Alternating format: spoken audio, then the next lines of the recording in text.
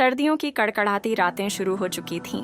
उत्तर भारत के एक छोटे से गांव में ठंड अपने चरम पर थी। लोग घरों में अलाव जलाकर और मोटे कंबल ओढ़कर ठंड से बचने की कोशिश कर रहे थे। लेकिन गांव के एक कोने में पवन और उसकी पत्नी संजना के लिए यह ठंड मौत का पैगाम बनकर आई थी। पवन और संजना बहुत गरीब थे। पवन एक मजदूर था जो दिन भर मेहनत करता और जो कुछ कमाता उसी से दोनों का गुजारा होता था। उनका झोपड़ा टूटा फूटा था, जिसमें ना दरवाजे सही से बंद होते थे ना खिड़कियां। ठंडी हवाएं झोपड़े के अंदर से गुजरती और शरीर को चीर देने वाली सर्दी का एहसास कराती। उनके पास एक ही पुराना कंबल था जो इस कड़ाके की ठंड को रोकने में नाकाफी था। ठंड का बढ़ता प्रकोप। इस बार ठंड ने पिछले सभी रिकॉर्ड तोड़ दिए थे। पवन को पिछले कुछ दिनों से काम नहीं मिल रहा था, क्योंकि ठंड के कारण खेतों में काम बंद था और निर्माण कार्य भी रुका हुआ था। घर में राशन भी खत्म हो चुका था। पवन और संजना पिछले 2 दिनों से केवल पानी पीकर दिन गुजार रहे थे। एक रात जब ठंड ने अपने भयानक रूप में गांव को जकड़ लिया, तो संजना ने कांपते हुए पवन से कहा, पवन, अब यह ठंड बर्दाश्त नहीं हो रही। हमारे पास ना खाना है ना गर्म कपड़े।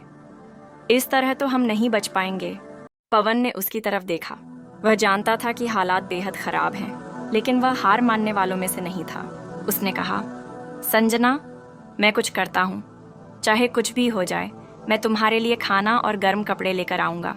अगली सुबह पवन ने ठंड से कांपते हुए अपने पुराने कपड़े पहने और गांव में काम ढूंढने निकल पड़ा।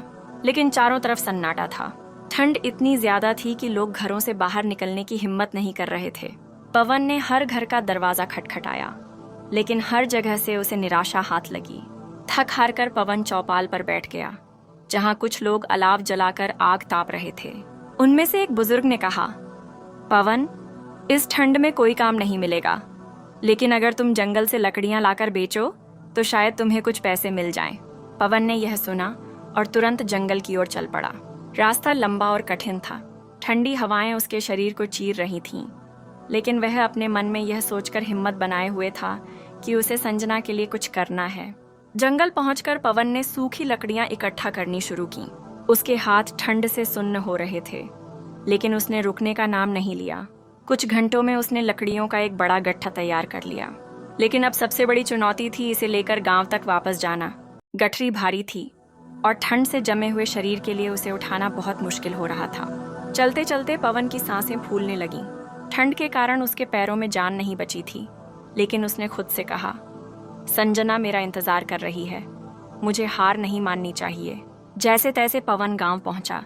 उसने लकड़ियों को बेचा और उससे मिले पैसों से आटा, दाल और एक पुराना कंबल खरीदा। वह जल्दी अपने झोपड़े की तरफ भागा। जब पवन घर पहुंचा तो संजना ने उसे देखते ही राहत की सांस ली। उसकी आंखों में आंसू थे। उसने कहा, पवन, मुझे पता था कि तुम मुझे अकेला नहीं छोड़ोगे। पवन ने जल्दी से अलाव जलाया और संजना को गर्म कंबल ओढ़ा दिया। उसने अपने कांपते हाथों से खाना बनाया और दोनों ने लंबे समय बाद पेट भरकर खाना खाया। अगले दिन पवन ने देखा कि गांव में कई और परिवार भी ठंड और भूख से जूझ रहे थे।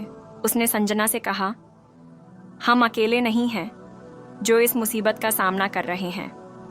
हमें उन लोगों की भी मदद करनी चाहिए जो हमारी तरह संघर्ष कर रहे हैं। संजना ने उसकी बात मानी।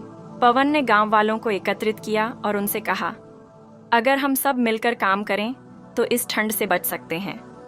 जो भी लकड़ियां या राशन इकट्ठा कर सकता है वह दूसरों के साथ साझा करे। धीरे धीरे गांव में एकजुटता की भावना जागी। लोगों ने मिलकर एक बड़ा अलाव जलाया, जहां सभी गरीब और जरूरतमंद लोग आकर ठंड से बच सकते थे। जिनके पास अतिरिक्त कपड़े और खाना था, उन्होंने उसे दूसरों में बांटना शुरू कर दिया।